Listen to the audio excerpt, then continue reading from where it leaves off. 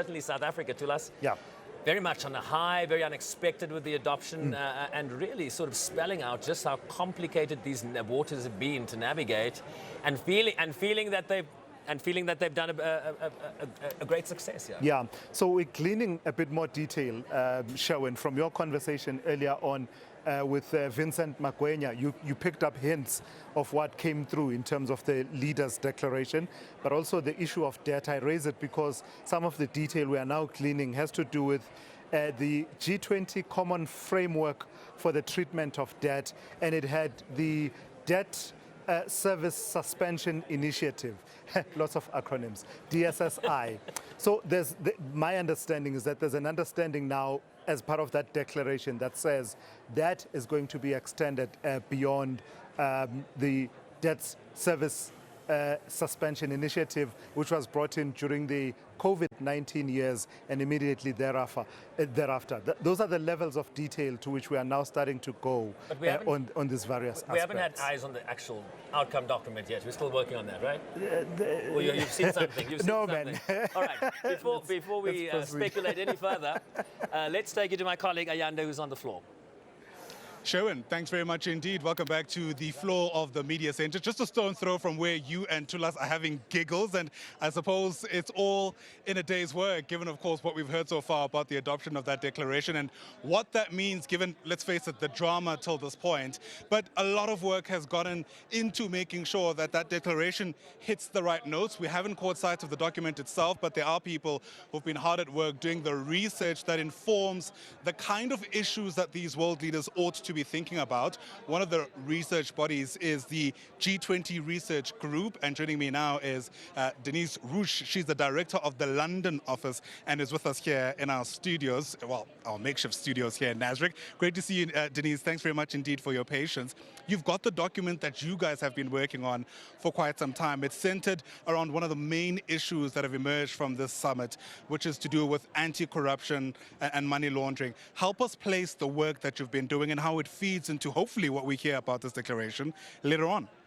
So anti-money laundering, illicit financial flows cost Africa $88 billion a year in tax evasion, capital flight, and just illicit financial outflows.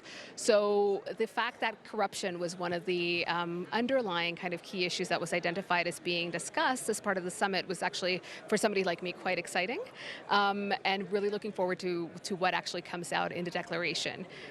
Yeah, absolutely. You and I were speaking off air that among the issues that you look into is the grey list, and we know South Africa has just been removed from that. What's also been interesting for me to learn is that a lot of countries in the Global South are on that grey list. Help us unpack the reasons why.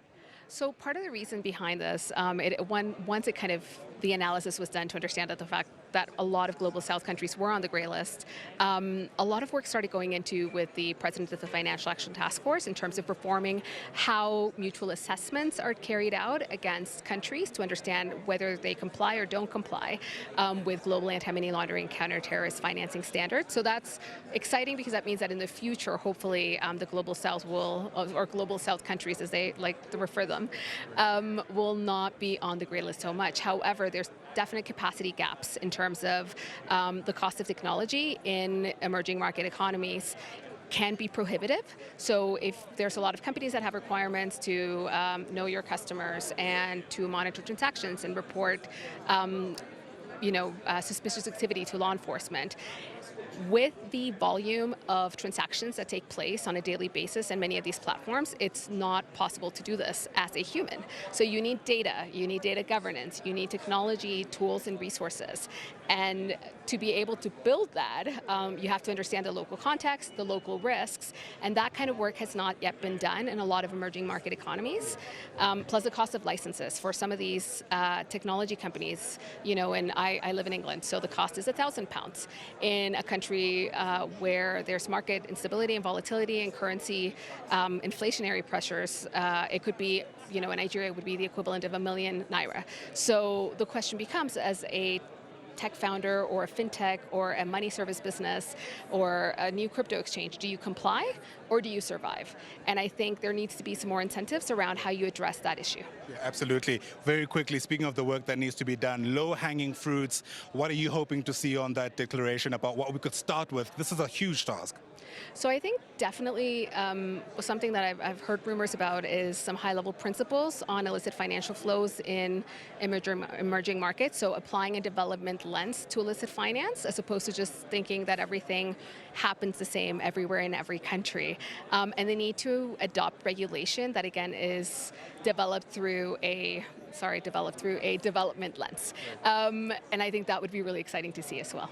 What a pleasure. Denisse Rudich, thanks very much indeed for speaking to us. Really do appreciate the time. Denisse, once again, is part of the G20 Research Group. She's the director of the London office. Of course, these are the individuals, I suppose, in some ways that have been whispering into the ears of those who would listen, with the hopes that ultimately this culminates in some kind of inclusion in the declaration that we're hoping to hear from later on today. Let's move from Denisse and bring in another one of our guests, Gillard Isaacs, who is the Institute of Economic Justice. And so much being said, by the way, about ways through which the economic growth can drive through equality, the kind of principles that South Africa has really held on to.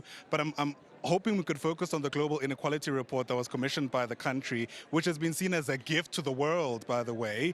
How does that weave into the kind of work that you've been doing?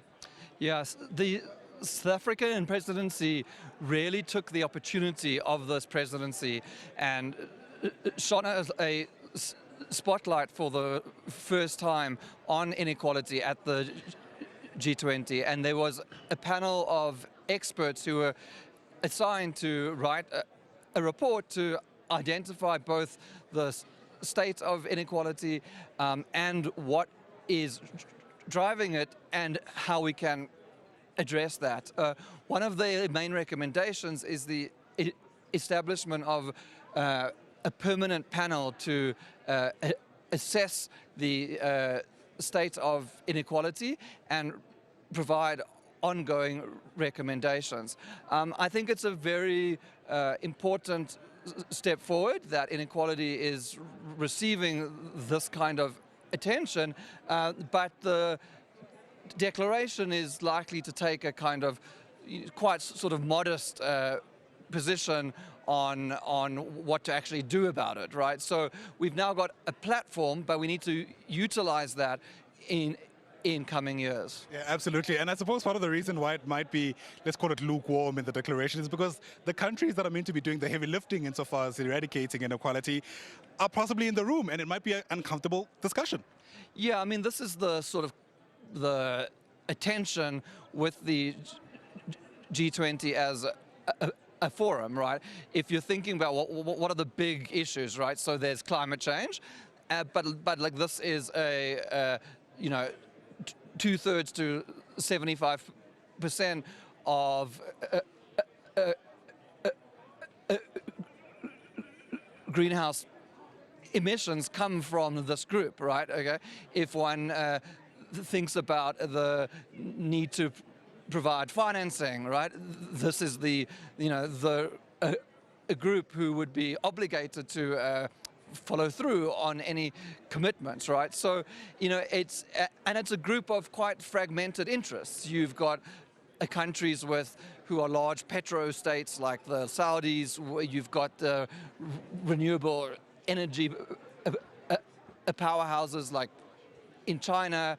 You've got those who are at the forefront of gender equity, whilst you've got those who are opposed. So it's a fragmented environment. Absolutely. Gillard Isaacs, thanks very much indeed for speaking to us. Really do appreciate the time. Gillard, once again, is with the Institute of Economic Justice, the SABC News team, watching all angles of the G20 story as it unfolds here at the NASREC Expo Center.